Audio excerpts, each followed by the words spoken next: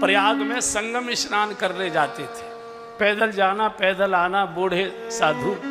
जब ये बहुत बूढ़े हो गए तो एक दिन गंगा जी से प्रार्थना की अनुसुईया जी ने, हे माँ, मेरे पतिदेव का नियम है कि एकादशी को जब तक आपका स्नान नहीं कर लेते, फलाहार भी नहीं करते हैं, अब इनकी शारीरिक क्षमता ऐसी नहीं है कि इतनी दूर की पैदल यात्रा कर सके, आ सके, जा सके।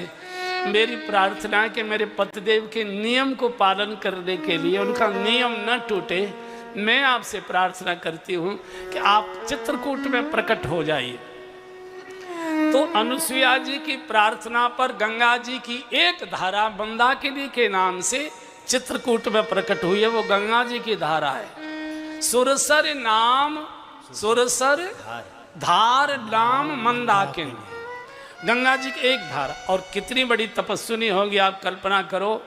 इन्होंने तीनों देवताओं को 3-3 महीने का बालक बना दिया था। ऐसा अच्छा, नारद जी के बारे में आप जानते हैं, नारद जी को लगाने बैठाने की बड़ी आदत है।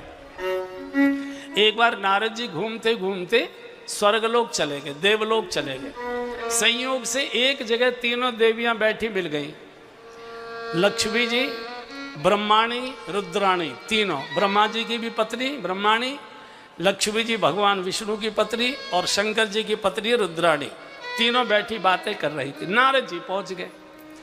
नारद जी ने कहा, बड़ी भारी पतिव्रता बनती है, तुम क्या पतिव्रता हो? पातिव्रत का तेज तो आजकल चित्रकूट में अनुसुईया की कुटिया से प्रकट हो रहा है। सूर्य भी जिसके सामने निस्तेज दिखाई देते, उन्हें जैसा कोई पातिव्रत का पालन करने वाला आज तक इस पृथ्वी पर न हुआ, न है, न होगा। और उनके पातिव्रत को कोई भी परिस्थिति डिगा नहीं सकती।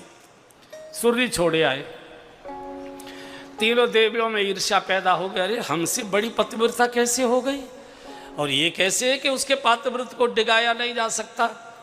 तो तीनों अपने अपने घरों को चले गए।